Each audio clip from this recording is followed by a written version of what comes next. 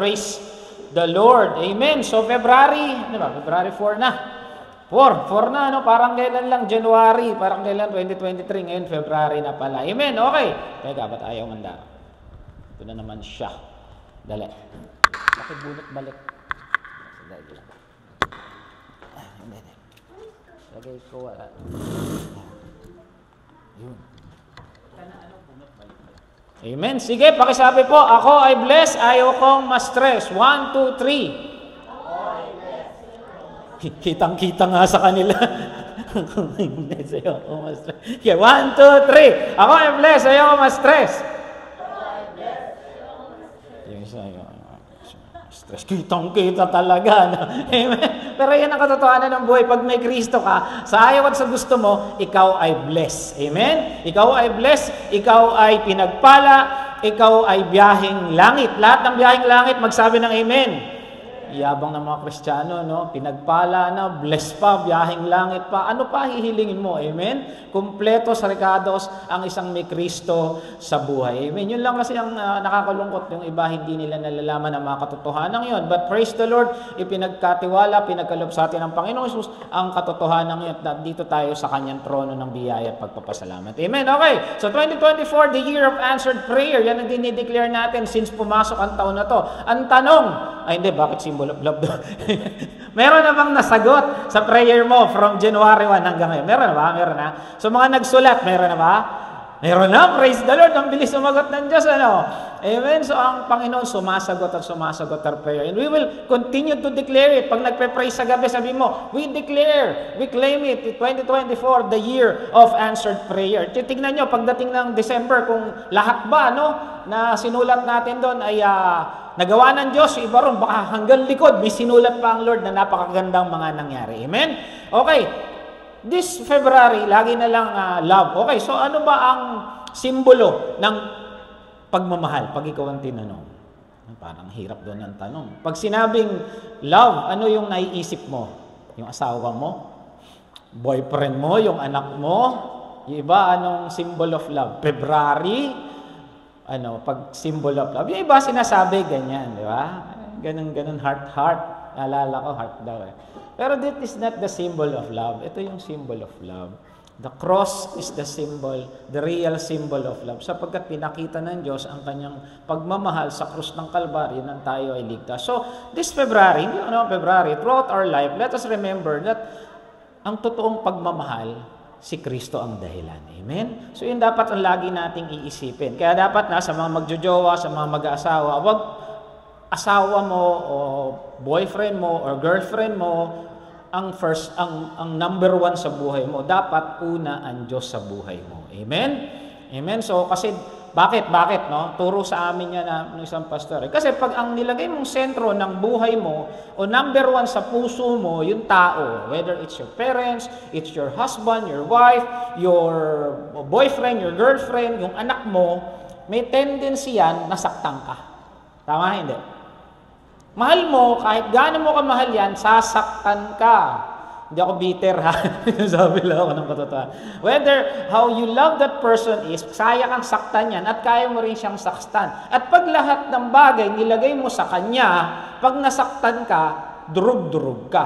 Wala kang babalikan. Unlike if you would put Jesus, number one, in the center of your life, kahit madurog ka sa kanya, may kukuhanan kang muli ng lakas. Amen? May pagkakataon kang mabuo kasi si Kristo naman talaga yung una sa buhay mo. Amen? Kaya sinasabi ng Lord, love the Lord your God with all your heart, with all your soul, and with all your mind. And the second is this, love your neighbor as yourself. So number one sa buhay, si Kristo at si Kristo lang. Amen? Huwag po nating kakalimutan yan. Okay, so John 15, 13, 14, greater love has no other than this, that to lay down His own life for one's friend. Sabi dito, pinakita ng Diyos ang kanyang pagmamahal nung inalay niya ang kanyang buhay. Hindi pa to pangmahal na araw. Pinag-aaralan lang natin na yung talagang pagmamahal ang usapan. Kasi sigurado ako, no? Sabi nga, it would paint the town red. Kasi sigurado, puro roses, bulaklak, balloon, kung ano-anong magiging sentro, pati sa Shopee, di ba? Puro puso ang magiging Pero wag natin kakalimutan bilang mananampalataya na tayo, pag sinabing Heart's Day o Love's Day, si Jesus pa rin yun. Amen? Lagi nating didiinan yon. But God demonstrated His own love for us while we were still sinners. Christ died for us. Minahal tayo ng Panginoon, hindi tayo nun mabango, maganda, malinis, kaibig-ibig, doon tayo matalino, doon tayo ay may silbi. Minahal tayo ng Panginoon nung bulok na bulok tayo. Amen? Ang tao, magmamahal sa isang tao, based sa looks, kadalasan, tama? Nagustuhan mo yan sa looks, sa katangian, mabait siya, gwapo siya. Parang ako lang, gwapo daw ako, sabi rin ng misis ko. Kaya niya ako nagustuhan, joke lang. Amen? So, yun yung nagiging basis. Pero, ang Diyos, minahal tayo hindi sa looks, hindi sa ganda, hindi sa kagwapuhan, sa kayamanan, hindi sa kung ano't ano pa. Minahal tayo ng Lord nung bulok tayo. Kaya wala tayong pwedeng pagmayabang. Talagang na natin masasabi, Lord, sa salamat sa biyaya mo. Amen? So, yun yung totoo. Okay? Sabi sa Jeremiah 31:3, the Lord appeared to him far away. I have loved you with an everlasting love. Isipin natin, kahit gaano tayo kadugyot, kahit gaano tayo kadumi, kahit tayo ay, sabi natin, may mga skeleton in the closet, kahit may tayo may nakaraan, ang pagmamahal ng Diyos, everlasting. Amen. Hindi katulad nung mag-asawa. Nung una, nung nagsusumpaan sa altar, till death do us part. Nung nagkautang na, till death do us part. Nung may utang kanya-kanya ka na. Ayoko na sa'yo. Amen. Kasi ganito ka pala. Nung nililigawan kita, pag sumusubo ka sa Jollibee, hindi ka Nung nag-asawa na tayo, kung kumain na ganyan ka pa. Amen. Nagbabago, hindi ba? So, pero ang Panginoon, He loved us with an everlasting love. Not who we are, but who He is. Amen. Minahal tayo ng Diyos nung hindi tayo kaibig-ibig. Kaya huwag nating kakalimutan yan. Kaya lang tayo nandito ngayon dahil sa pagmamahal ng ating Panginoon. Amen. Tayo ngayon, ang gaganda natin. Tignan mga katabi mo kung maganda yan, kung gwapo yan. Oo naman, di ba? Maganda yan. Di ba? Pero paano pag kulubot na yan? Pag hindi na naliligo yan, masasabi mo ba yan? Pero ang Lord, yes, love us with an everlasting love. Amen? Kaya sabi sa Mark 12, paalala, sabi, love the Lord your God with all your heart, with all your soul, with all your might, and with all your strength. Sa mga nag-aaral ng theology, ano ba yung tatlong components ng isang tao? Tayo ay, we have body and spirit. Then, tatlo rin siya, heart, soul, mind, and strength. Nadagdagan pa pala. Yan yung ating buong pagkatao. Lahat-lahat dapat si Kristo ang sentro at gitna. Amen? Love the Lord your God with all your heart. Yung buong ikaw, yung wala ka nang itatabi. Amen? Praise the Lord, praise the Lord. Okay, bago ang lahat, nagpapasalamat ako sa Panginoon. Nakalimutan ko, ako ay nagdaos ng aking 49 na ba ako? Diba, 40 lang. 49th birthday noong February 1. Purihin ng Panginoon, nabigyan na naman ng pagkakataong bumili ng walang pambayad kasi di naman lingid sa inyo. Talagang nag-post ako kasi natutuwa ako, nagbagyo kami ulit. At kagaya ng first time, sponsor na naman ni Lord. Wala kaming gastos doon. Mukha lang kaming magastos pero wala kaming gastos kasi si Lord ang nagbayad. At napaga nga yung balik namin. Supposedly Friday pa kami babalik. Nakabalik kami sa Thursday kasi napuntahan na naman namin gusto namin puntahan. Kaya lang, nung Thursday, ako, LBM at saka suka ako. Nung gabi ng Biyernes, tama? Biyernes. Friday night, may nakain akong hindi maganda. Talagang kailangan ni Pastor, susugod na naman ako sa ospital. Pero praise the Lord, nandito ako ngayon sa inyong harapan. Amen? Ewan ko, may nakain yata ako sa, sa lasagna. Late na kasi, nagpa-deliver kami kasi nga pagod kami. Pa-deliver kami, siguro yun yung salarin. Amen? But the Lord is tapat siya. Sabi niya, pumunta ka sa Sunday, makikita may mga nagagahan at nagagapuhang mga tiga-sikay na. Amen? Kaya tignan mo katabi mo kung maganda yan. Parang nagdududa siya. Amen? So, title ng ating pag-aaralan, Loving God. Ito yung same text last week. Amen? Pero sabi nga, ang salita ng Diyos, laging may bago. Amen? So, Acts 17:6-34. So, itong buwan na to, it's all about love. Siguro next week, loving a spouse. Next week, loving yourself. And last week, baka loving your neighbor. Basta it's all about love. And today, syempre, unahin natin, it's all about loving God. Taken from Acts 16 to 34. Bigyan ko kayo ng background. Ang tema ng storyang ito ay sa atin. So mga nandito last week, ito rin yun. Pero alam ko, magsasalita ang Panginoon ng bago. Pero ang tema nito, nangyari to sa Athens, Greece. And if you would go to Greece, para itong Baguio, o hindi siguro Baguio, parang Venice. O basta napakaganda ng lugar na to. Pag ikaw nandito, sigurado sa panahon ngayon, ang unang-una mong gagawin, mag-selfie.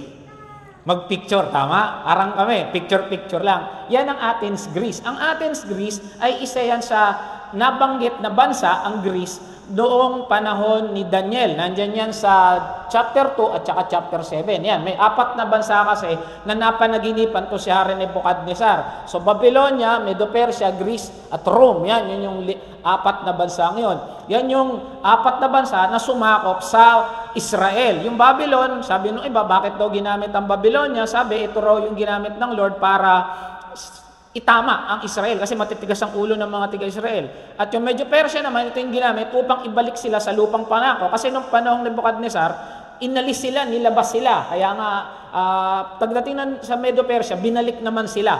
Pagdating sa Greece, ba't daw ginamit ang Greece? Sabi kasi, nung kasikatan ni Alexander the Great, malaking parte ng mundo ang nasakop niya at naging prominent o center language is Greek. Diba yung ating New Testament, saan sinulat yan? Sa Greek, di ba? And then lastly, Rome. Bakit Rome? Kasi daw, ito daw ay kasi ang mga Romano, matatalino, magagaling na engineer. Matitibay yung mga gawa nila. At bida sila o sikat sila sa tinatawag nilang bukod sa pagpaparusa, yung Romance Road. Ayan. Ito, nakuhanan to sa London, sa UK ngayon. Hanggang ngayon, buo pa yan. Ang gumawa niyan, panahon pa ng mga Romano. So, ganun katibay. At ang style nila, gagawa sila ng road network going all to Rome. Kaya nga sumikat yung salitang all road leads to Rome. Bakit ginamit ng Lord ang Roma? Kasi madaling maghayag ng mabuting balita kasi open passage to all the open world, the new world. Ayan, ito yung nasakop kasi halos kalahati na yata yan. Nandito ang Israel, kung di ako nagkakamali. Kaya lahat yan halos napuntahan ng salita ng Lord. Mabilis kumalat ang salita ng Lord kasi dahil dyan sa ginawang road network ng mga Romano. Amen? Okay, so punta tayo sa Athens, Greece. Ito ay nasusulat during the second missionary journey ni Apostle Paul. Ayan, ito yung mga highlights ng kanyang missionary journey.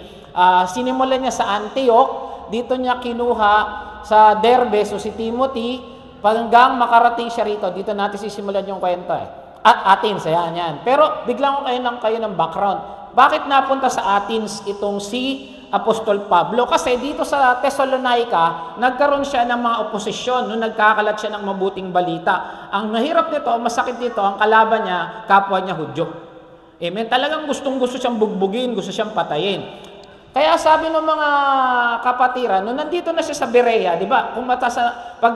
Pag sinabing Bereans, ito yung mga Kristiyano na nakikinig ng salita pero nag-aaral uli, di ba? Amen. Sabi nga, be like the Bereans, hindi lang yung narinig mo sa pastor mo, dapat saliksikin mo rin, aralin mo rin. Kasi minsan, ang mga pastor, ang mga turo ng ang lingkod ng Panginoon, nagkakamali din. Kaya nasabi ni Pablo, natutuwa ako sa mga Berean na yan kasi hindi lang ako nagturo, sinaliksik pa nila kung tama yung turo ko. Tanyo si Pablo, hindi siya na-offend. Samantalang alam natin kung gaano kaaral si Pablo, pero hindi siya na-offend nung nag-aral pa lalo itong mga Bereans. Nung nandito siya sa Berean, sinugod siya ng mga tiga-Thessalonica. Matitigas talaga ulo nun. Kaya sabi sa kanya nung dalawang kasama niya, si Timoteo, sabi niya, mauna ka na sa Athens. Okay? So, yun yung setup, yun yung setting ng ating storya. Kaya nauna si Pablo sa Athens, Greece. Ayan, yan ulit yung Athens. Okay, before that, hina-highlight ko to para makita ninyo gaano kagaling ang kulturang mga Grego. Sila yung contributor ng philosophy. Diyan nandiyo si Socrates, si Plato, si Aristotle. Kilala niyo Socrates? Si Plato, pinag-aaralan sa college yan. Si Plato, si Cuchara Tinidor, alam niyo yun. Hindi nyo kilala yun. Ako rin, hindi ko kilala yun. So sa philosophy, si literatura, saka yung Helen of Troy, napanood ninyo?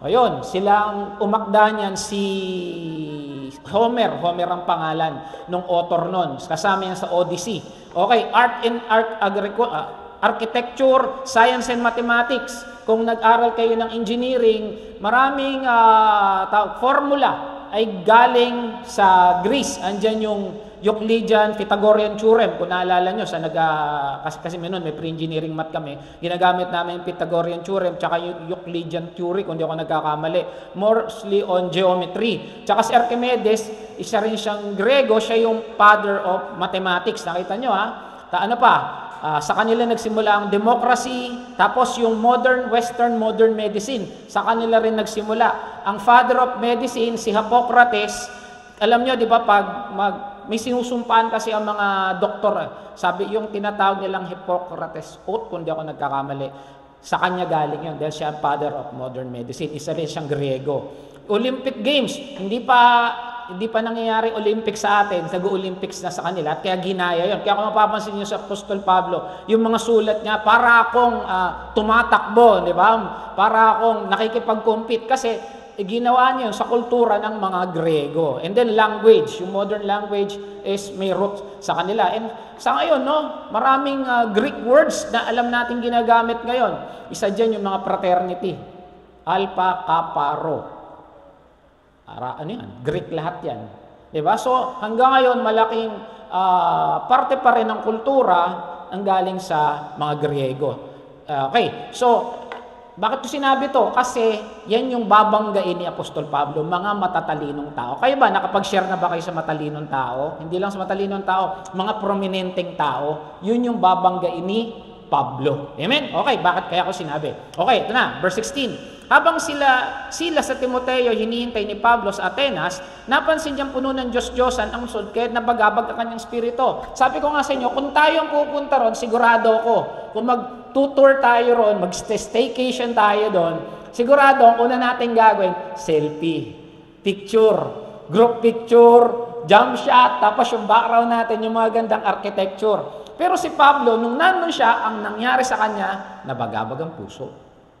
Bumigat ang kanyang dibdib. Bakit? Mamaya, kwento natin. Kaya nakipagliwanagan siya sa loob ng mga sinagoga ron. Bakit siya nabagabang ang puso? Kasi nakita niya yung city, puro rebulto. Kung tayo, ngayon siguro, sa panahon natin, we find it art, we find it culture, ganda nito, picture tayo. Pero siya, nabagabag ang puso niya kasi pag maraming rebulto, alam niya, mga tao doon, hindi pa ligtas. Karamihan doon, sumasamba sa Diyos-Diyosan. Ano ginawa niya? Imbis na takbuhan niya na lang yun, matatalinong tao to eh. Ano ginawa niya? Nakipagpaliwanagan siya sa loob ng mga sinagoga, sa mga Hudyo, sa mga Hintil, sa mga sumasamba sa Diyos, at sino mga makatagpo niya sa liwa. Wasang bayan araw-araw. Nakita niyo, nag-evangelize siya, nakikipagdebate siya, dahil gusto niya, itong bansang to, makakilala sa Panginoong Hesus. Wala akong pakialam ano yung pinag-aralan mo. Basta ang mahalaga sa atin, si Kristo. Amen? Hindi niya inalintana na ito ay magagaling sa mathematics, sa filosofiya, because matatalinong kultura to eh. Sabi nga, nung panahon daw ng Roman, hindi na raw masyadong pinapansin ng mga Roman to. Basta nung na-conquer nila ang Greece, okay lang sila. Basta, kasi alam niya, matatalinong tao itong mga to. Hinayaan na lang nila. Ano ba ginawa niya? Nakipagtalo rin sa kanyang ilang pilosopong Grego. Ayan na. Nakabangganan niya yung mga matatalinong tao, yung mga philosopher ng mga hindi mga pilosopo Tasyo. Mga Pilipino, marami po pilosopo Tasyo. Pero siya, matatalinong tao. Ano raw yung dalawang grupo? Epicurean at Stoico. Titignan natin kung sino yan. Sa mga nag-aaral, napag-aaralan na ba sa philosophy ngayon yan? Sa high school? Sina Seneca? Yan yung mga grupo ng tao na nakabangga ni Apostol Pablo. Kumbaga, hindi lang basta-bastang tao yung kanyang nabangga. Naalala ko, sabi natin sa panahon daw natin, meron 3 grupo ng tao. Yung unang grupo ng tao, pag nagkwentuhan, ang ginagkwentuhan nila, buhay ng may buhay. Kilala natin sila sa pangalang mga Yan yung unang grupo ng mga tao. Pangalawang grupo ng tao, ang pinag-uusapan nila, ito naman, mga negosyo o pagkakakitaan, business. Mare, open-minded ka ba? Yan yung pangalawang grupo na. Yung pangatlong grupo ng mga tao, ito yung mga nag-uusap tungkol sa mga katalinuhan. Yan. Yung mga bagay-bagay na mga nangyayari sa paligid. Hindi to politika. Yung iba kasi politics ang pinag-aaralan. Hindi.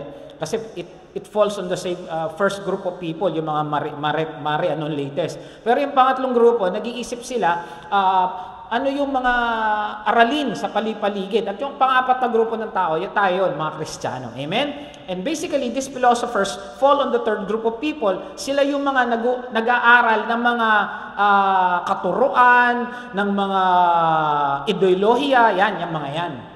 Yung mga third group of people, yung mga nasa UP ngayon, di ba? Yung mga magagaling universidad, yan sila. Amen. Ayan, Epicureo at Stoico. Ano bang sinasabi sa atin na nagmamarunong na yan?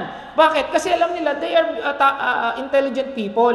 Ngayon, bakit tuturuan mo kami? Hello, mas matalino kami sa iyo. Yun ang sabi nila kay Apostol Pablo. Sabi ng ilan, sabi ng mga nangangaral yata tungkol sa ibang Diyos. Tandaan, ang mga Griego, napakarami nilang Diyos. Amen? Para na sa mga Indian, mga Hindu, siguro 1,000 ang Diyos nila. At kaya marami silang Diyos. Okay, sinabi nila yon dahil nangaral si Pablo tungkol kay Jesus. Ulitin ko walang pakialam si Pablo kahit sino ka pa. Kahit mayaman ka, kahit may pinag-aralan ka, kahit matalino ka, wala akong pake. Basta sa akin, si Kristo ay pagmamalaki ko. Amen? So, ganun siya. At muling pagkabuhay. Mamaya, babalikan natin. Bakit ini-highlight ni Apostol Pablo yan? Okay, sino ro yung mga Stoics? Ito yung grupo ng mga tao na naniniwala na ang kabaitan ang pinakamataas na virtue ng buhay. Ayan. Ito daw yung dapat na mga quality niya. Wisdom, courage, justice, and temperance. Bibilisan ko lang. Ito yung mga Stoics. Okay? Ano pa? They believe on the external world. Naniniwala sila na merong spirit world, pero walang pakialam sa tao. Ulitin ko they believe on the spirit world, but they don't care. Parang sasabi niya, andyan lang naman yung mga yan, pero wala namang pakialam sa tao yan. At hindi nila naniniwala sa muling pagkabuhay. They don't believe on the reincarnation. Okay, ano pa yung mga Stoics? Ito yung mga naniniwala na by cultivating inner strength and maintaining calm mind, individuals can navigate difficult situation and wisdom. Pag may problema ka, dapat kalmado ka raw. Ganun ang mga matatalinong tao. Itong mga itong grupo ng mga tao to, hindi sila nagpe-pray. Kasi naniniwala sila, dahil na matalino kami, kaya naming mapagtagumpayan ang lahat ng bagay. Mindfulness and present moment. Okay, ito yung mga sikat. Si Zeno, Cicero, Seneca, Epictetus, yan yung mga sikat na mga Stoic. Okay. In summary, Stoics followed a moral philosophy that was primarily based on logic and emphasizing action. They were about self-control and suppression of emotion. Ito yung mga taong to, hindi sila masyadong concerned sa emosyon nila. Naalala ko, mayroong isang bata, nagsanong sa akin. Sabi niya, sana wala na lang emosyon ang tao. Bata to bata, siguro mga 9. Sabi ko, bakit? Kasi pag emosyon, nasisira ang diskarte ng tao Napansin nyo? Kasi pag may emosyon ka, halimbawa, nagtatrabaho ka ng maayos, tapos bigla ka nainggit, sira ang trabaho mo. Pag halimbawa na gusto mo mag-aral, na mabuti, tapos nakita mo yung hirap ng buhay mo, naging naawa ka sa pamilya mo, emosyon na naman yun. So, itong mga tao to, they don't believe on emotion. Ayaw nila ng emotion. Basta kami, simpleng tao lang kami, ayaw namin ng emotion. Sila mga Stoics. Okay, Epicureans. Epicureans naman, they believe in pleasure is the ultimate goal. Gusto namang Epicurea, saya. Puro saya lang. Ayan. Naniniwala sila ng simple living. Yan ang paniniwala nila. Ano pa? Palakaibigan. Ito pa, wag daw matakot sa kamatayan. Epicurus famously argued that death should not be feared because when it comes, we no longer exist to experience pain or pleasure. Pag namatay ka, tapos na.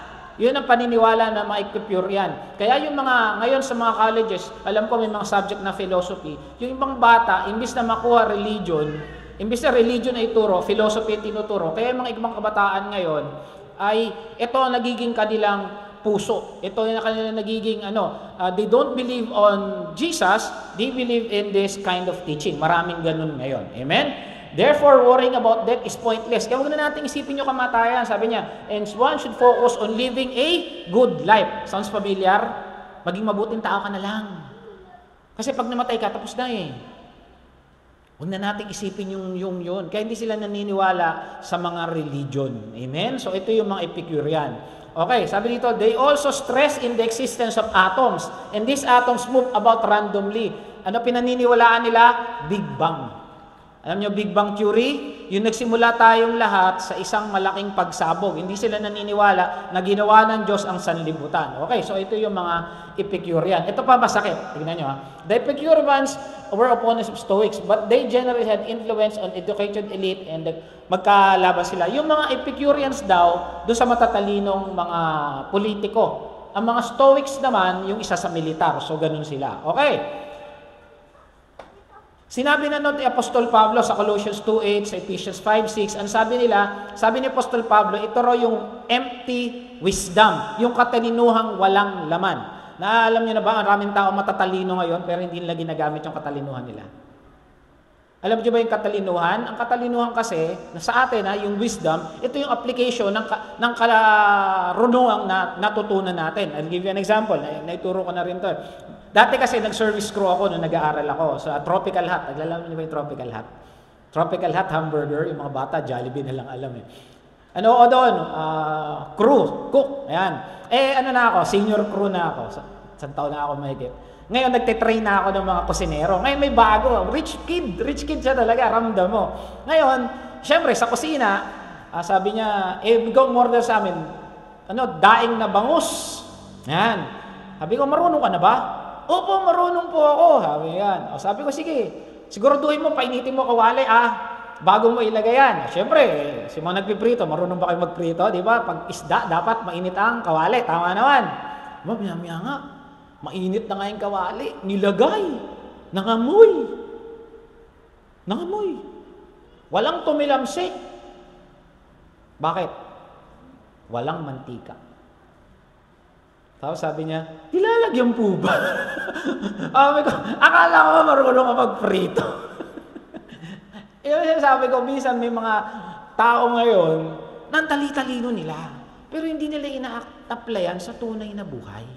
At ganon ang mga matatalinong taong ito. At yun ang sabi ni Pablo, they have empty wisdom. Amen? Tuloy natin. So yun yung nakabangga ni Apostol Pablo. Siya isinama nila at iniharap sa kapulungan ng Areopago. So, ginawa nila, remember si Pablo isa lang, ang dami niyang kabangga, ang dami niyang kadebate.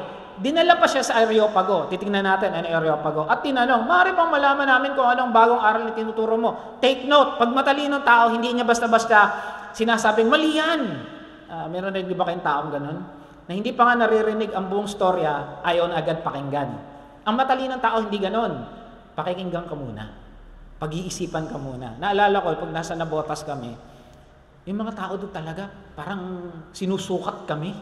Lalo na yung mga may official na. Ewan ko, siguro training nila yun. Huwag ka basta-basta maniniwala. Kaya lang, pagsalita ng Diyos, syempre, pagsalita ng Diyos, wala kang magagawa. Katotohanan talaga yan. Kaya ito, si Pablo, sinusukat talaga, sabi na, ano yung tinuturo mo? Bago sa aming pandinig, ang sinasabi mo, kaya't nais naming mahalaman ang kahulugan nito. Take note, hindi nila agad binangga si Apostol Pablo. Pinakinggan nila munang mabuti. Minsan sa mag-asawa, pag nag-uusap, hindi para makinig, kundi para mag-rebuttal. Naalala nyo, pag galit ang mag-asawa? Teka, sige, pag huminto ka, lagat ka sa akin. hindi pa tapos yung sinasabi ng isa, lalo na't paggalit ka, meron ka na nasa isip na isasagot sa kanya, hindi para siya pakinggan, kundi siya ay para barahin. Ganon sila, hindi ganon. Nakikinig talaga sila. Okay, sapagkat walang ginawa mga taga-Atenas sa mga dayong nanirahan doon, kundi mag-usap-usap at makinig tungkol saan sa bagong turo. Nandun sila talaga para makinig ng mga bagong kaalaman. Tumayo si Pablo sa harap ng kapulungan ng Areopago. Mga taga-Atenas, ayan, ito na. Tignan natin yung simula ni Pablo. Tignan natin kung sasalungatin niya agad. Kasi usually, pag tayo minsan nakikidebate, mali naman kayo di ba? Ganun agad sa mga debate. Sa korte, ganun nga agad, di ba? Binabangga agad, nagre-rebuttal. Nanood na ba kayo ng mga debate? Pero tingnan natin ginawa ni Pastor Pablo. Matalino din to si Pablo. Nasa kanyang wisdom ni Lord. Napansin ko na kayo lubos na napaka-religyoso. Binangga ba niya? Hindi. Sabi niya, mga religyoso kayong tao. Di ba? Hindi siya agad basta-basta tumira. Religyoso kayo sa maraming bagay. Hindi niya agad pinagsabihan na mali kayo.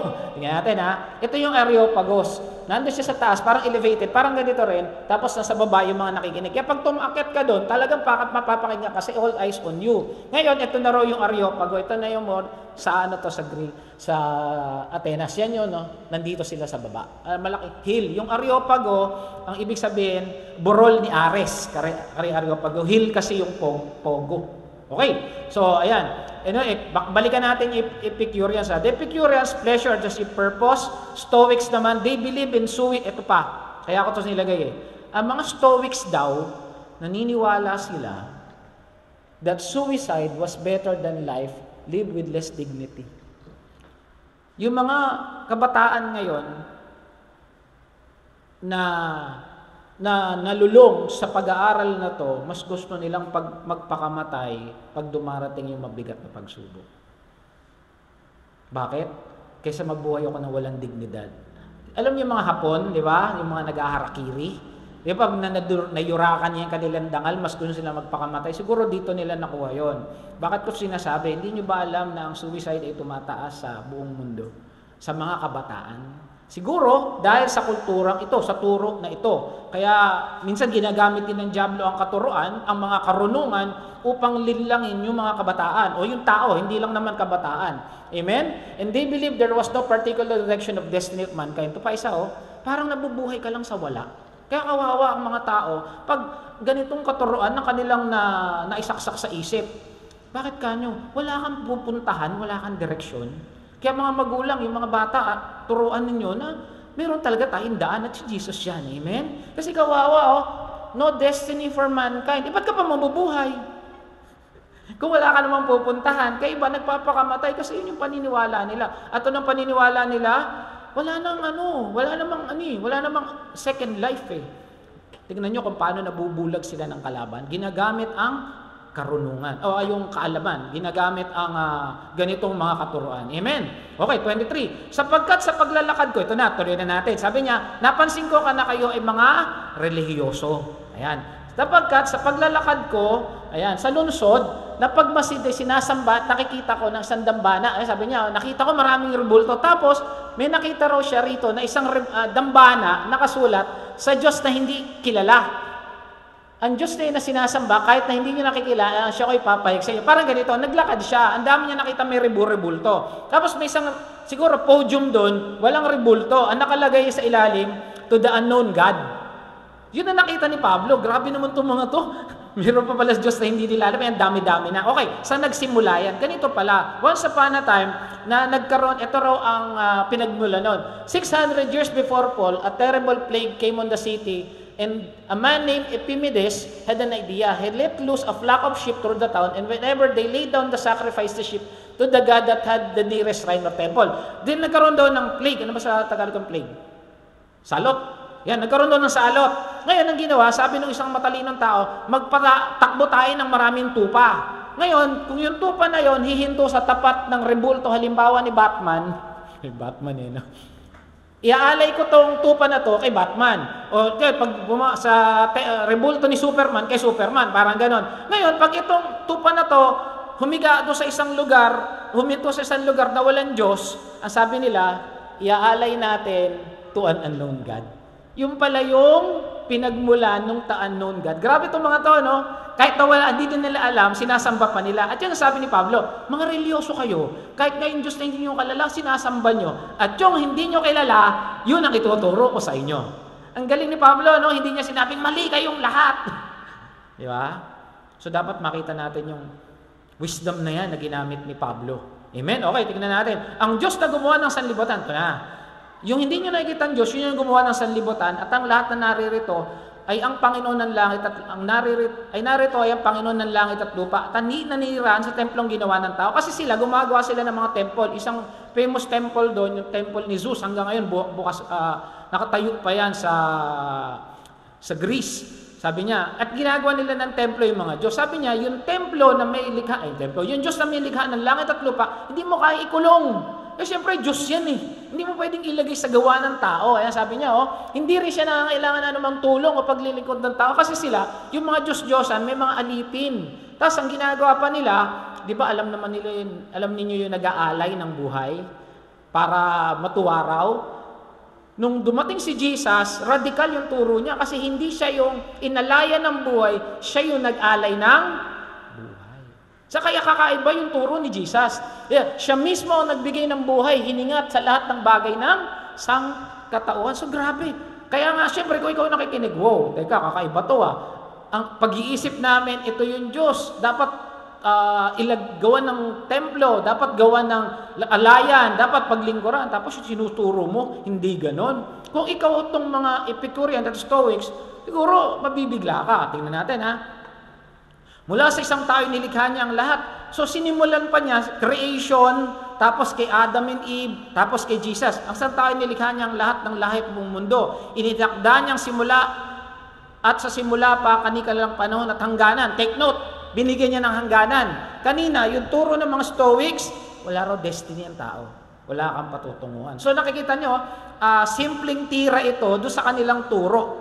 Amen? Ginawa niya yun, hanapin nila ang Diyos, baka sakaling sa kanilang paghanap, siya ay matagpuan. Ang totoo, hindi naman siya talagang malayo sa bawat isa sa atin, sapagkat nakasalalay sa kanyang ating buhay, pagkilos at pagkatao. Sinasabi kanina, di ba, ang mga Epicurean naman, ang paniniwala nila, puro pleasure lang. Sabi niya, hindi. Lahat tayo dapat nakasentro sa Diyos. Tulad ng sinasabi sa ilan ng Makata, tayo mga anak niya sapagkat tayo mga anak ng Diyos. Huwag nating akalain na ang kanyang pagka-Diyos ay nailalarawan sa ginto, pilak o bato. Hanggang ngayon ba ginagawa pa yan? Yung mga gumagawa ng rebulto? Kapon nanood kami ng pelikula ni Eddie Garcia. Pare si Eddie Garcia. Nilooban yung kapilya. Ninanako yung corona, yung kalis, ginto pala yun. So, sabi niya, hindi kaya mong ilarawan yung Diyos sa ginto, pilak o tanso kasi Diyos yan. Tapos ilalagay mo na ganyan. Sabi niya, napawang likha ng isip at gawa ng kamay ng tao. Kaya pinapakita na yung taas ng Diyos sa kaliitan ng tao. Amen? Kung talagang matalino ka, isipin mo naman, Diyos yan, ilalagay mo sa kahon. Diyos yan, ilalagay mo sa rebulto, tapos sasambahin mo. Ino-open niya yung isip niya nitong matatalinong tao to. Tingnan natin ano nangyari. Sa mga nagdaang panahon ay pinalampas ng Diyos ang di pagkilala sa Kanya ng mga tao. Ngunit ngayon inuutos na niya sa lahat ng tao sa bawat lugar na magsisi, talikuran ang kanilang masasamang pamumuhay. Repentance na yung tinuturo niya. Napansin nyo? From creation to Adam and Eve, to Jesus, hanggang ngayon, repentance na yung tinuturo niya. Sapagkat ininakda na niyang araw ng paghuhukom, ayan, sinabi na niya, may judgment, mga kapatid. Hindi yung sinasabi niyo na walang kwenta, na hindi mabubuhay, walang pagkabuhay.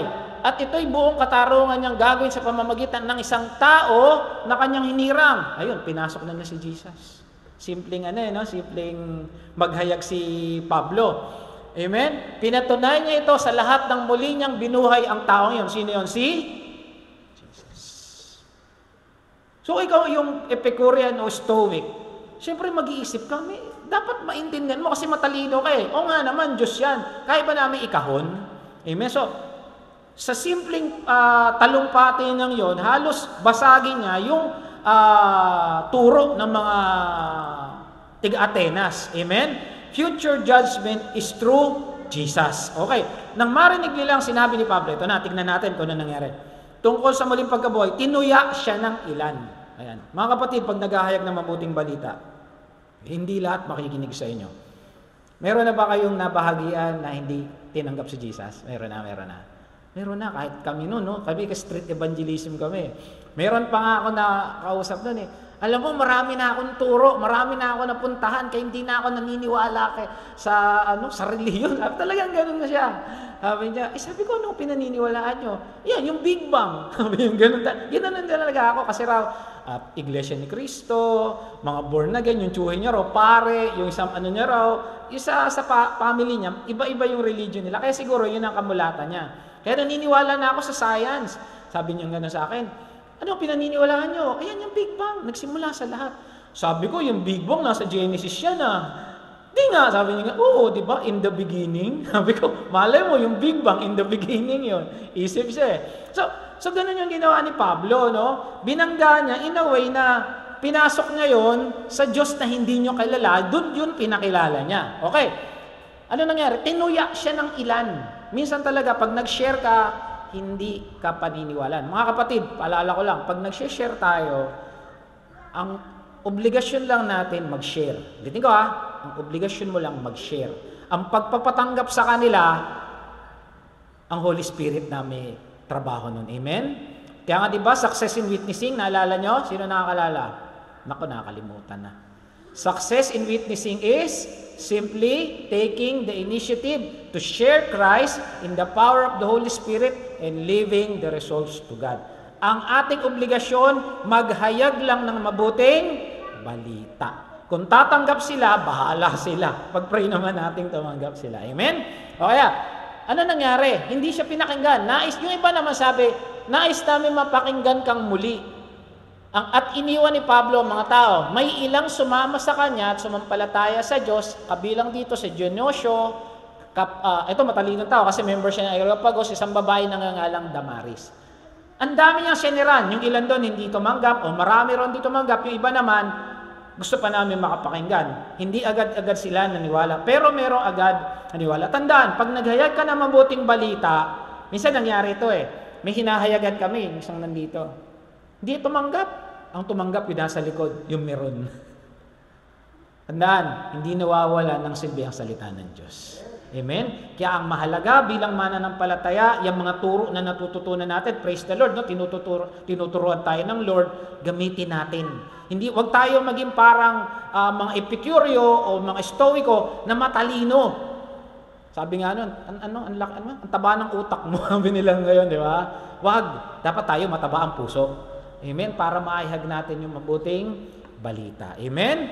Okay, loving God. Paano ba pinakita ni Pablo yung pagmamahal niya kay Lord? Unang-una, he feared the Lord more than men. Bakit? Nung nakita niya yung mga yon, imbis na magpa-selfie siya, anong ginawa niya? Imbis sabi, wow, ang ganda. Sumama ang loob niya.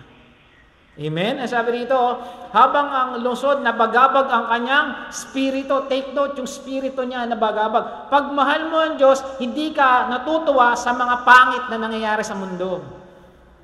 Sa isang araw, sa YouTube, nakapanood ako, bigla lang random, lumabas sa, ewan ko ano yun, di ba sa YouTube, meron na rin mga advertisement. Dalawang lalaki nag-ahalikan. Advertisement yun. MTV yata yun. Sabi ko, paano kung bata makakapakinood nito?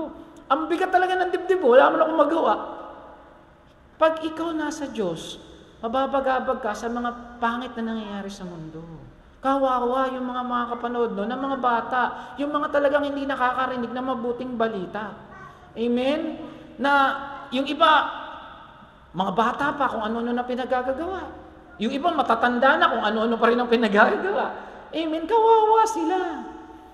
Kaya ito, nabagabag siya, hindi siya natutuwa, hindi niya pinagbaliwala yung kanyang nakita. Amen? Paul fears the Lord rather than the material things and the people. Hindi niya pinalampas yung pagkakataon niya na, teka, saka ako naseshiran yan kasi mayayaman yan. Teka, matatalino yan. No! Pag may pagkakataon, ipahayag mo si Kristo.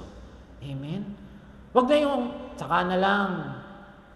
Kasi bakit? Baka hindi na dumating yung pagkakataon yun. Naikwento ko na sa inyo, no? Yung dating nagturo sa amin ng 4SL yata. 4SL. Isang nagturo sa amin, binahagi niya. Sabi niya, yun din ang turo niya. Pag may pagkakataon magturo, i-share niyo si Jesus. Why? Sabi niya kasi, driver, pahinante siya. Ngayon, Christian na siya. Ngayon, yung driver niya, nung gabi daw na yun, hindi niya maintindihan. Nagtanong ng tungkol tungkol kay Kristo. Kasi, alam na Christian siya, yun, Hindu. Sabi niya, sino ba yung Jesus na yan? Tinatanong na raw siya, pagod na pagod daw siya. Di sinasagot niya, ayun daw siya, sabi natin, Diyos, ganyan-ganyan yan. Pero hindi niya siniran. Sabi niya, sige, bukas sisiran ko to. Alam niyo, kinabukasan pagpasok niya, nabanggay sinasakyan ng Indiano, patay. Hindi niya nasiran. Ang sama raw ng loob niya, hiyak siya kay Lord. Sabi niya, sorry, yun na pala yung pagkakataon. Kung nasiran niya yun, edi sana alam niya kahit anong mangyari, ligtas yun. Kaya mga kapatid, wag na wag niyo imimiss yung opportunity na i-share si Jesus, lalo na kung kinakausap na kayo ni Jesus. Amen? Parang doon sa baba, di ba, may nasiran tayo noon na may edad na. Paglipas ng mga ilang linggo lang yata, namatay na, kinuha na ni Lord. Hindi kami nalungkot kami, syempre, pero ang mahalaga, nabagyan siya ng mabuting balita. Kasi alam mo, biyaheng langit siya. Amen? Kaya sabi dito, see what great love the Father has lavished on us, that we should be called children of God. Yun yung iniisip niya, mahal ko to si Lord kasi tatay ko to eh. Pag tatay mo, dapat ginagalang mo. Yung takot mo as a respect. Naalala ko nung bata ako, mga 11, 12 years old, mahilig ako mag-basketball. Kahit ang height ko, 5 lang. Ang mga Pilipina, di ba, mahilig mag-basketball. Fred Emmanuel, okay lang, matangkad to eh. Ako, nung maliit lang ako. Pero mahilig ako mag-basketball. Kaya lang, pag nakita ko tatay ko, kahit shoot pa ako, aalis ako ng court. Bakit? Mahirap na, takot ako sa tatay ko eh. Tapos, takat din ako sa aso. Pero pag sumutsot ang tatay ko, kahit Doberman pa yun nandyan, uuwi ako. Wala akong pakialam sa Doberman na yan. Mas takot ako sa tatay ko. Dapat to, bilang mga mananampalataya, mas takot tayo sa Diyos kaysa sa tao. Amen? Kapag sinabi ng Lord, mag-share ka. Yan. Pag mahal mo ang Lord, you have a holy fear in Him. And we are His children. Tatay natin yung pinaglilingkuran natin. Kumanta si Sister Ditas, hindi siya kumakanta para sa atin. Ang kinakantahan niya yung tatay niya. Nung nagturo rito si Pastor Joby, ang pinagtuturuan niya, pinag-aalayan niya, hindi tayo na nakikinig si Jesus. Kahit wala ka ng audience, basta alam mo si Jesus nandito, solve ka na. Amen? Nung nag-pray si Brad Emmanuel, hindi siya nag-pray para sa atin. Nag-pray siya para kay Jesus. Wala namang kwenta ang prayer pag nag-pray ka para sa tao. Sabi nga nung exhortation, bubbling. Ano tawag doon? Salta ka ng salta. Kung alam mo naman wala nakikinig sa si Kristo, wala din. Yet every time that we are used by the Lord, hindi para magpasikat sa tao na marami kang alam na verse. O parang ako, kahit kami preacher, ang dami naming alam na joke. Amen? Ang ating pinaalayan, si Jesus. Amen? At ganun siya. Kasi bakit? Tatay mo yan. Amen? Di ba yung mga bata, anong ginagawa nila? Nagsisikap sila. Yung mga batang ganyan, no? Pag may matataas ang grade, di ba? Pinapakita sa nanay, sa tatay. Pagbagsak ang grade, tinatago. Naalala ko noon pagbababa ang aking average, papapirma ako sa nanay ko eh. Ano ba papirma pa ba ng card ngayon? Pero pambataas ang card ko, sa tatay ko pinakikita eh. Kasi takot ako sa tatay ko. Amen? Di ba ganon? Kasi we love our father. We love our parents. Amen? Okay. Ang tao nagmamahal sa Diyos, may banal na takot sa Diyos. Parang si Pablo, hindi niya pinansin sino yung babanggain niya. Ang mahalaga, naihayag niya si Kristo. Amen? Ikaw kapatid, tayo rito na nandito. Ginagawa ba natin yung ginagawa natin because of our Father in heaven? Or we are doing it kasi gusto lang natin? Amen? Siguro dapat mas maganda kasi mahal natin siya. Amen? Pangalawa, obey. Ang taong nagmamahal sa Diyos, marunong sumunod sa Diyos. Amen? Sabi dito, no? Kaya't nagpaliwanagan siya, nakipagtalo siya. Ulitin ko, hindi ginawa ni Pablo yun kasi nga gusto niya lang banggain yung katalinuhan ng mga to. Hindi ka, mas matalino ako sa iyo kasi kilala ko si Kristo. Hindi. Gusto niya mabahagian sila ng mabuting balita. He obeyed God rather than men. Naalala niyo yung magulang ni Moses? Diba? Ang sabi nung time na yon, yung mga lalaki daw na mga Hebrew, pinapatay. Kaya lang nakita nung nanay niya na ang gandang bata nito. Hindi lang magandang bata.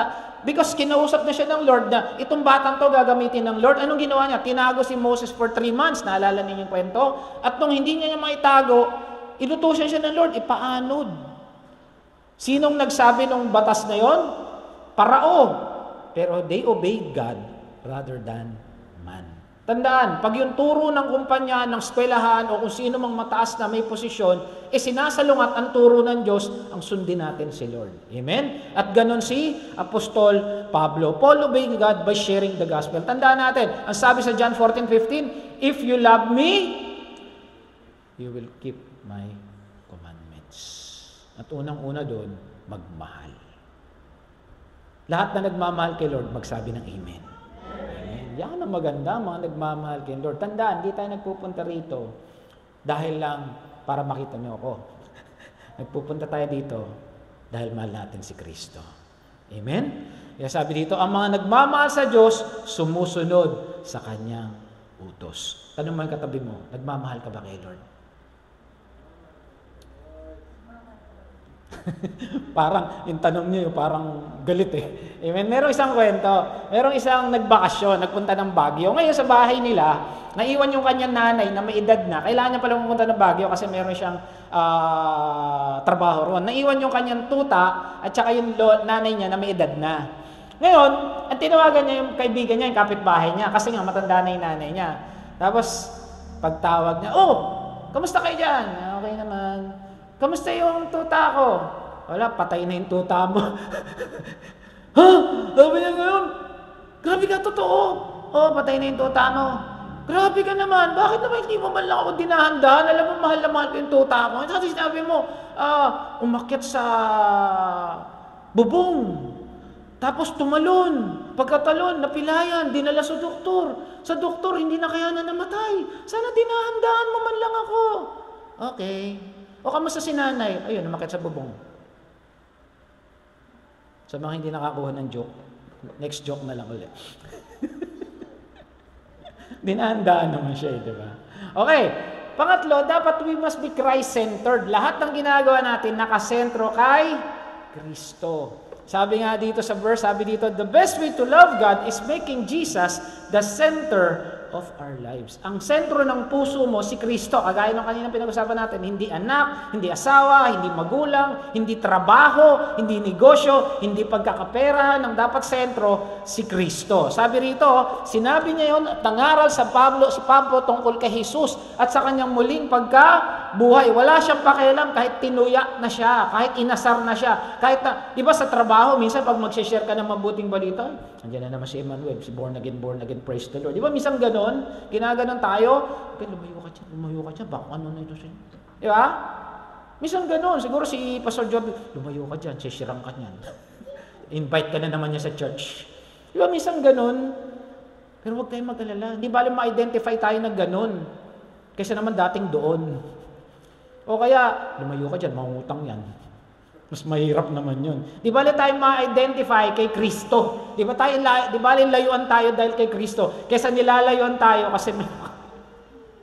Di ba? Di ba nilayuan nila tayo kasi alam nila mananampalataya tayo? Kaysa man nilalayuan tayo kasi mangungutang tayo. Mas okay naman yun. Amen?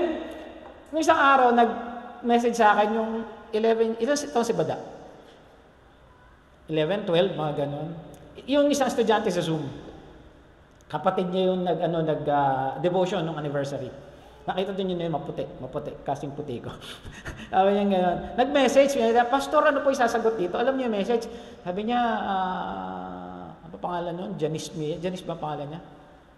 O yun, sabi niya, "Di ba nagba-Bible study ka? Totoo ba na galit si Lord sa mga nagkakagusto sa same sex?" 11, 12 years old, kaklase niya yung nagtatanong. Sabi niya, "Pastor, ano po ba isasagot ko dito?" Siyempre, 12 years old yun, malay niya talaga isasagot. Buti na lang, dahil alam niya na nag-aaral na siya ng Bible study, hindi naman namin tinuturo pa. Siyempre, 12 years old, matuturo yan. Hindi sinabi ko, ito anak ko, bro, yung members sa kanya. Sige po, Pastor, salamat po. Mabuting ma-identify tayo hanggat maaga na born again. Kasi yung mga yan, pagdating ng gipit, magtatanong pa rin sa mga lingkod ng Diyos. Amen. Tayo ba tinatanong? O kung ano tinatanong sa atin? Amen. Kaya sabi daw, and whatever you do, whatever word or deed, do it all in the name of our Lord Jesus. You stand here because of Jesus. We sing because of Jesus. We came here because of Jesus. Lahat ng gagawin natin para kay Jesus.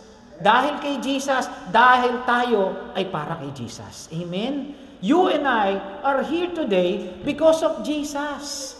Walang kwenta ang lahat ng lahat kung wala si Jesus. Para tayong mga stoiko at mga epicureo na sabi, walang direksyon ng tao, pero tayo alam natin, biyaheng langit tayo. Amen? And that is something to be proud about. Hindi para ipagyabang yun, kundi dahil maibahagi si Kristo sa mga taong wala pang Kristo sa buhay. Amen? Kaya siya, ginagawa niya lahat kay Jesus. Alam niyo to, WWJD? May nakakaalam nito? Wendell. Ibig sabihin yan, what would Jesus do? Sumikat yan, mga ilang taon na nakakaraan. May pelikulang yan. Pag daw ikaw nasa isang cornerstone o isang kailangan magdesisyon, dapat daw, what would Jesus do? Halimbawa, nasa isang sitwasyon ka na umuulan, pero kailangan mag-church. Nasa isip mo raw, what would Jesus do? Diba? Ano dapat ang gagawin mo? Siyempre, susundin ko yung sinasabi ni Jesus. Mag-church. Sabi sa Hebrews, di ba? Pumunta sa mga gawaing ganun. O kaya, pag meron kang gustong tulungan at kaya mong tulungan, at medyo nag-aalangan kang tumulong, what would Jesus do? Pag nabawa, may nag-i-invite sa iyo sa kalokohan, what would Jesus do? Kasi nga tayo ay Christ-centered na mga tao. Si Jesus ang nakasentro dyan, kaya dapat lahat ng ating ginagawa, what would Jesus do? Halimbawa, mayroon kang kaibigan, uy, alam mo, Mare, yung nangyari ka ganito, papakinggan mo ba yon? O sabihin mo, teka lang, Mare, ayoko na mapakinggan yan, kasi chismis yan. What would Jesus do? Amen? Kagaya na, lagi natin sinasabi, no? Anong favorite verse mo? I can do all things through Christ who strengthens me. Umambon, ayaw mag-church. Tama ba yon? What would Jesus do? Tinatawag ka ng trabaho at kay Jesus. Yung trabaho mo, pwede mo ipagpaliban, pero gusto mo lang pumasok. What would Jesus do? Pag nagkakasimula na kayo mag-away ng asawa mo o ng anak mo, what would Jesus do? Dapat daw ganito ang Kristiyano. Sa lahat ng sitwasyon, what would Jesus do? Halimbawa, sa damit, namimili ka, gusto mo bang isuot na ilabas ang pusod hanggang dito? O yung gusto mo mapupurian Diyos sa damit mo? What would Jesus do? Amen? Kaya mga kapatid, pag nasa isang sitwasyon tayo na nag-aalangan ka, dapat ang lagi mong tanong, what would Jesus do? Amen? O pag nakita mo yung katabi mo, anong tingin mo? What would Jesus do? Merong may kumpare siya, tawag siya. Pare. Sabi niya, pare, sabi niya, napatawag ang bigla, pare, asawa mo, nakita ko sa mall. Ha? Oo, may kasama siyang pangit nung kasama, pare. Tapos, ang itim-itim, mukhang hindi naliligo. Tapos, naka-short lang, akalain mo yung asawa mo sumama sa ganun. Teka nga pala, pare, asan ka? Nasa mall, kasama yung asawa ko. What would Jesus do? Sa mga hindi nakakaintindi, next question na lang uli. Pangapat, you must have an undivided heart. Dapat pag nagpupunta ka sa gawain ganito, dapat buong puso. Hindi yung urong, sulong. Magcha-church ba tayo? Hindi. Magcha-church ba tayo? Hindi. Kakanta ba tayo? Hindi. Magtataas ba tayo? Hindi. Sabi nga, sa Kristyanismo, todo ka o hindi. Pag todo ka, maganda yan. Kasi binibigay mo yung lahat mo kay Lord. Pag ayaw mo, wag na lang. Para sa pag-aasawa, ano sabi? Ang pag-aasawa hindi parang kaning isusubo, pag napaso, luluwa. Kasi pag mag-aasawa ka, todo yan. Kasi sabi ko nga doon sa anak namin, ang pag-boyfriend, hindi, ano matawag doon? Hindi puro kilig lang. Magkakaproblema rin kayo sa ayaw at sa gusto nyo. Kahit gaano mo kamahal yan, mag-aaway at mag-aaway. Kahit gaano kabait yan, mag-aaway at mag-aaway. Kahit gaano ka kabait, mag-aaway at mag-aaway kayo, lalo na sa mga walang kwentang bagay. Tama, hindi? Yung mga mag-asawa rito. Tama. Diba? Kaya nga dapat, kung mag-aasawa ka, undivided heart ka, okay na ako. Hindi pag may nalaman ka lang, ayoko na. Ganon din sa Kristyanismo. Dapat todo ka o hindi. O, ganyan ka lang. Di ba sabi nga sa Revelation, ayoko sa iyo kasi you are neither hot nor cold. Dapat kung mainit ka. Kung malamig ka, wag ka na. Sayang yung oras mo. Kung kay Kristo ka, kay Kristo ka na. Pag kay Kristo ka, kumanta, taas mo kamay mo. Pag nandito ka, pag may time, mag-church ka. Hindi pwedeng, bukas Kristiyano ako, bukas hindi. Bukas mag-church ako, bukas hindi. Saka na lang yan, merong manonood ako ng laban ng gilas, manonood ako ng ganito, manonood ako sa piyesta. Pag Kristiyano ka, itodo mo na, you must have an undivided heart for the Lord. Otherwise, niloloko mo sarili mo. Tama? Hindi yung pag gusto mo lang, ay ligtas naman ako Paano ka nakakasiguradong ligtas ka?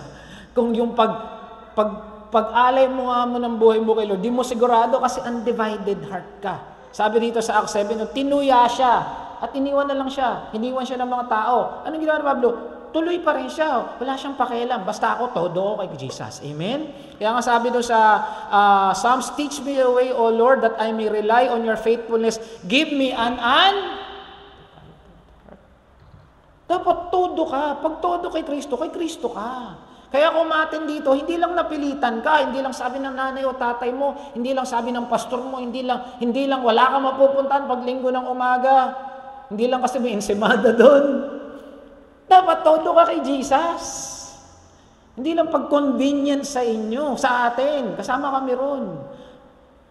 Hindi lang magpe-pray ka kasi Ay, pray ako ngayon kasi may hilingin ako kay Lord. Ay, bukas hindi ako magpe-pray. Ay, magbabasa akong Bible ngayon kasi may nahanap lang akong verse.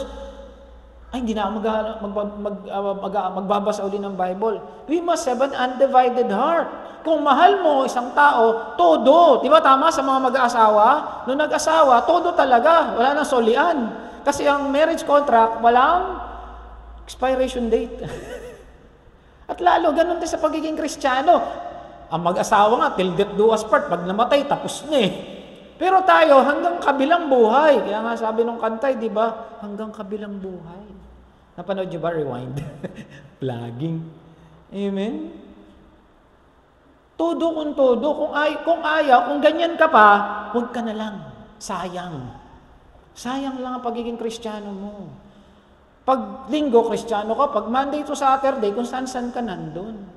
Paano ka ma-identify na Kristiyano? Paano mapupuri ang Lord sa iyo? Di, pag Sunday naman, nandun ako, pastor. Diba? Pag Kristiyano, todo. Amen? Sabi sa James 1:6, but when you ask, you must not believe and not doubt. Ganon din yan pag nagpipray. Pag humingi, dapat naniniwala ka na ibinigay na sa iyo ng Lord. Diba? Sabi nga kasi, because the one who doubts is like a wave blown and tossed on the wind. Diba? Susunod pa ang verse dito. Huwag ka nang umasa makakatanggap ka kahit pabago-bago ka ng isip.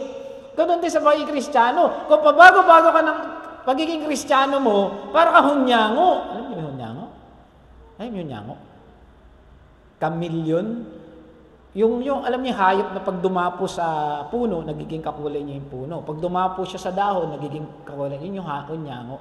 Diba? Parang balimbing yun. Parang balimbing. Yung balimbing. Diba? Ang Kristiyano dapat, sabi nga ni Rupa May Quinto, todo na to. Taon nyo, nakilala niyo si Rupa May. Amen? Kalabipin mo yung katabi mo, sabi mo, todo ka na ba kay Jesus? Amen? Dapat todo tayo. Para yung mga bata, tandaan ito pa sa mga may anak, ang ginagawa ng magulang, akala nyo lang, hindi kayo tinitingnan ng anak nyo. Minsan may bata, bigla siyang kumuha ng sigarilyo. Nakaganyan siya. Kasi mo nakita yan. Hey, daddy. Kasi samantayo yung daddy niya, hindi naman naniligar. Hindi nakikita ng nanay niya. Kasi mo nakita ng tatay mo. Minsan sa likod ng bahay. Nabuking yung tatay eh. Yung ginagawa natin bilang mga magulang, gagayahin ng anak. Ituro mo man o hindi. Pansinin niyo si Abraham. Si Abraham ba nagsinungaling? Nagsinungaling ba si Isaac? Nagsinungaling ba si Jacob? Tinuro hindi. Hindi. Kaya dapat kung tayo pusong buo kay Kristo, makikita ng bata yan. Yes, there will come a time, maaaring madalay ng kultura, ng eskwelahan, pero ibabalik kay Lord yan. Kaya dapat kung todo ka na. Amen? Kaya sabi ito, kung pabago ba ang isip, kung mahal mo ang Lord, show it. Ipakita mo, Lord, mahal kita, mag-church ako pag Sunday kahit hirap. Siyempre, pag talagang di mo kaya, alam mo naman ng Lord yun. Pero kung dahil tinatamad ka lang, alam din ng Lord yun. Pero pag may concert yung Blackpink, kilala niyo yung Blackpink? Narinig ko lang yun. Nandun, sa Bukawi. Kahit malang ticket. Pero pag sa church na libre, wala. Amen? Kung ang tanong, love mo pa talaga si Lord? Kalabitin mo yung sarili, katabi mo, love mo pa talaga si Lord?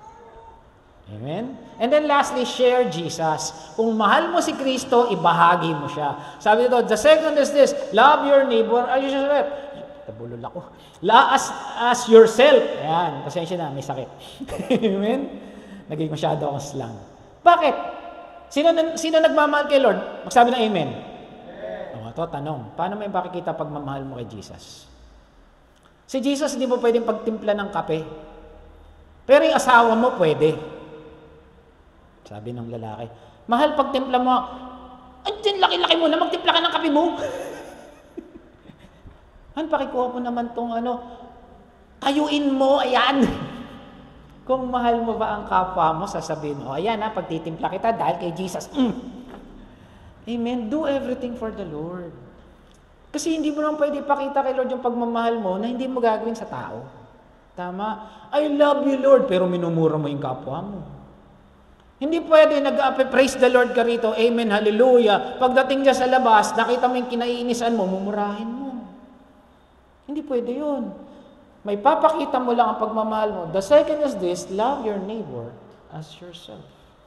Amen? There's no commandment greater than this. Alam ng Lord, di ba naman pwede sabihin, Lord, mahal kita. Mahal na mahal kita, Panginoon. Napadaan ka sa kapitbahay mo.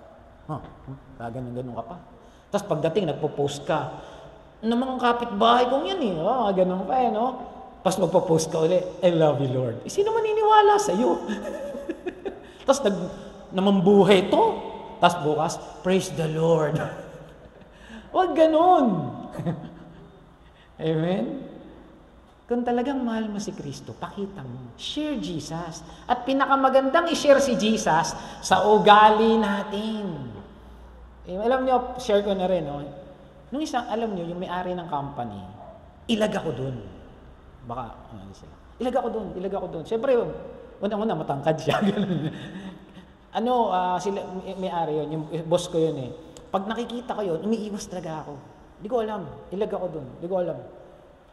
Tapos, isang araw, nung Tuesday, dadaan ako, nandun siya sa, yung dadaanan ko, kausap niya sa manager, taka siya. Magsisiyar ako. Talagang, excuse ako, talagang luhat ganun ako. Siya, excuse ako. Punta ako CR. Tapos nasisiyar ako. Nandun sa labas, kwento ng kwento. Kinakausap yung mga tao doon. Sabi ko, di ba yung mabas siya? Ganun. Umiiwas nga ako. Tagal na. Pauwi na ako doon. Ganun, bahala na. Paglabas ko, dandan ako. Biglang umarap. Sir Wendell, sabi niya gano'n. Oo. Umiilag ka na nga gusto sana kitang comment. Oo. Yung ganun. Yes, sir. Sabi ko. Kasi yung ginagawa mo doon sa isang kasamahan natin. Sino po doon? Si ganito, ikaw daw yung nagpapalakas. Kasi may sakit isang namin, may cancer. Na pinapalakas mo raw siya, tapos ini-invite mo raw siya sa Bible study, tapos nagpapadala ka raw nung, opo, praise the Lord po. Nabigla ako Hindi ko alam yung sasabihin ko opo, praise the Lord po. Sabi ko, may BS nga po ako, may Fag 4:30. Tapos, kasi ini-invite ko lang po siya. Tapos, sabi ko, nagpapadala po ako ng word of the day, yung pinapadala ko sa mga kasamahan ko. Tapos sumagot yung isang kasama ko nasa leg, oo, si pastor nagpapadala po yan. Very good yan. Sabi niya, kailangan ka sa kumpul. Praise the Lord. Yung ganun. Mga kapatid, hindi ko tinataas ang sarili ko, si Jesus ang tinataas ko. Kasi kung ako, hindi ako papansinin mo. Si Jesus ang napansin niya, hindi ako. Amen? Kaya mga kapatid, minsan ka natatakot ako kasi 4:30, ibang kasamahan namin, naka-duty, yung mga nagsusumbiis, makasama, baka pagalitan ako. Kaya sabi ko, gawain naman ni Lord to. Tsaka nakikinig lang naman sila, nagtatrabaho pa rin. Kasi iba naman, nakikinig naman talaga, di ba? Might as well makinig sila ng salita ng Diyos kaysa makinig ka ng Pag sinita ko, sabi ko, nakikinig lang naman din sila. Hindi naman sila nakikipag-participate. Amen? Kala ko, pero matandaan, pag ang ginagawa mo kay Kristo, hindi ka magkakamali. Amen? Magalit na sa iyo ang tao, si Jesus natutuwa sa iyo. Sinare ko yon hindi para itaas ang sarili ko. Sinare ko yon para magbigay kalakasan yon na para ma-identify ka, gumawa ka para kay Jesus. Amen? Huwag tayong mahiya pag si Jesus ang usapan. Paano may ipakikita ang pagmamahal mo sa Diyos? Mahalin mo kapwa mo. And the best way to love people is to share Jesus. Amen? Si Jesus. Pag may nangangailangan ng pag-pray mo. Pag may nangangailangan ng tulong, itulong mo. Pag may kilala ka may sakit, kahit hindi na sinabi magpa-pray, tawagan mo, pag-pray mo, brad, pag-pray lang kita. Amen? Kasi doon makikita na ikaw ay mananampalataya sa Lord. Hindi naman kailangan pang, ayun o, Christian yun o. Ipakilala mo si Kristo sa gawa mo. Amen? Kaya sabi, paano mo mayahala ng kapwa? Ihiyag mo si Kristo at magdisipulo. Sabi dito, therefore go and make disciples of all nations. The best way to do that, share Jesus. Amen? Sabi sa Acts 17:30, sa pamamagitan ng isang tao na kanyang hinirang, and that is Jesus. Kaya ang lagi kong ulit-ulitin, if you want to show love for your neighbor, share Jesus. Amen? Okay, ang tanong, mahal mo ba si Lord? Naghahayag ka ba ng mabuting balita? Tumahimik. Nagdi-disciple ka ba? Lahat tayo dito pwede mag-disciple. Lahat tayo may kamag-anak? Lahat tayo may kakilala at kaibigan? Lahat tayo meron dito. Ayun, may kaklase? You can share disciple. Ang pagdi-disciple, hindi umatin ka sa akin, no. Yung pag-share mo lang, yung pagbibigay ng mga memory verse, doon pa lang. Minsan may magme-message sa akin, salamat kasi pinapadalan mo ako. Ako, minsan natutuwa ako pag nag-heart. Siyempre, na-appreciate ka. Pero mas natutuwa ako pag nabasa nila. Kahit hindi ka mag-react, okay lang sa akin as long as you read it. Kasi yung iba, yung una binabasa pa, yung una hindi na binabasa. Pero padala pa rin ako ng padala. Bakit kanyo? Kasi minsan babasahin din nila eh. Amen? Ang mahalaga, ginawa mo yung parte mo para kay Jesus. Again, we're not doing it for ourselves para makilala tayo. Ginagawa natin yon para makilala si Jesus. And pag ikaw tinaas ka na ng Lord, pag pinapurihan ka na ng Lord, masasabihin mo lang, praise the Lord. Nothing more, nothing less. Wow! Parang Bishop Emmy lang yun. Amen? It's only by Jesus. Amen? Okay, summary. Paano raw natin pakita mahal natin si Lord? We must fear God rather than men. Unang-una si Lord. Dapat siyang natataas. Pangalawa, obey God. Sabi ko nga sa inyo, pag may utos na nakikita nyo sasablay yung turo ng Diyos, doon ka sa turo ng Diyos kaysa sa utos ng tao. Pangatlo, Christ-centered. WWJD. Ano nga yun? What would Jesus do? Pag nagsisimula na kayo mag-away ng asawa mo, what would Jesus do? Sasampalin mo ba yan? Amen? Dapat ganun. What would Jesus do? Sasagot mo ba? Magagalit ka ba? What would Jesus do? Pag hindi mo alam, mag-pray ka na. Amen? And then, undivided heart. Kung Kristiyano ka, todo ka na. Ang nagmamahal na tao, todo.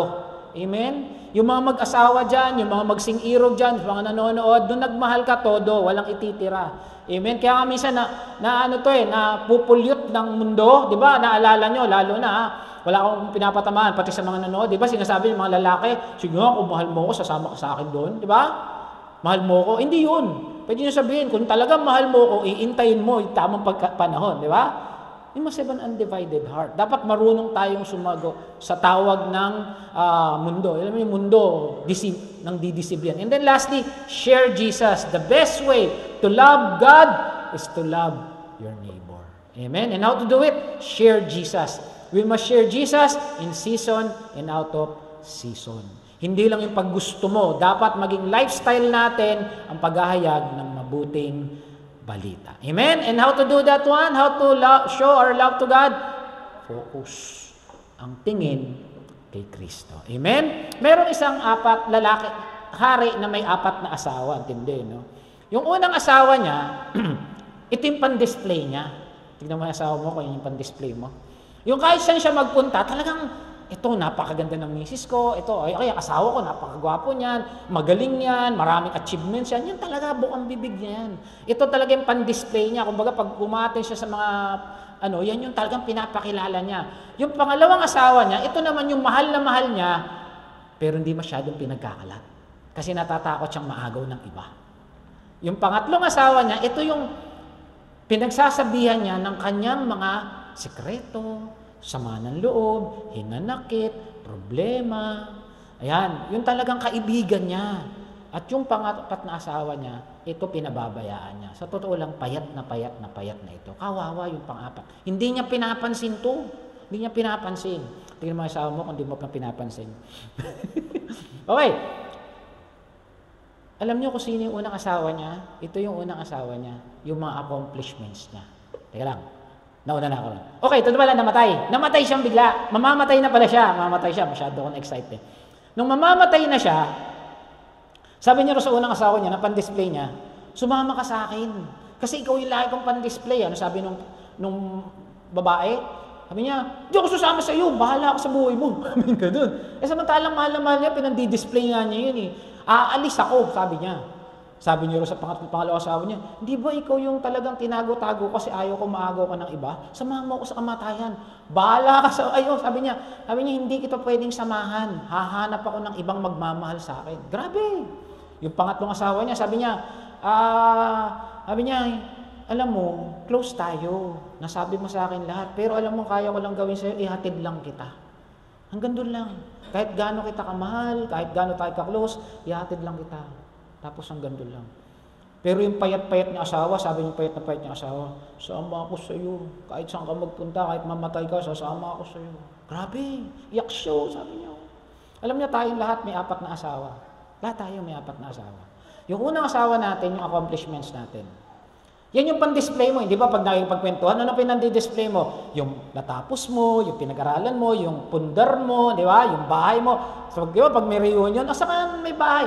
Nakabili ko sa Forbes Park. Tapos yung mga maid ko naman, nasa Corinthian Park. Di ba yung lagi natin bukang bibig? Ano yung sasakyan mo? BMW, Batangas Motor Works, yung mga ganun. Di ba yun yung pan-display mo, accomplishments mo? Yung pangalawang asawa mo, kaya lang yan, pag namatay, nawawala yan eh. Di ba? Hindi mo madadala sa kayan. Yung pangatlong asawa mo, yung possessions and treasures. Lumilipat yan. Di mo madadala sa kayan. Lilipat na yan. Di ba nga, minsan sabi nga, trabaho ka ng trabaho, kanino napupunta yan? Minsan sa kapatid mo, sa asawa mo, sa anak mo, pero hindi mo madadala sa kayan. Ano yung pangatlong asawa? Families and relatives. Kahit gaano ka-close niyan, ihahatid ka lang yan sa hukay. At yung pang-apat na asawa mo, yung spirito mo, yan, sasamahan ka niyan kahit sa kabilang buhay. Ang tanong, nangaayayat na ba yung spirito mo? Nagko-concentrate ka ba sa accomplishments, sa treasures and family, and you forget our soul and spirit? Ang nakafocus kay Lord, pinapataba ang espiritu ng Diyos. Tignan mo yung katabi mo kung tumataba ang espiritu ng Diyos dyan. Amen? Sige, palakpakan natin ang Lord. Tayo tumayo. Amen? Dali, tayo mag-pray. Amen?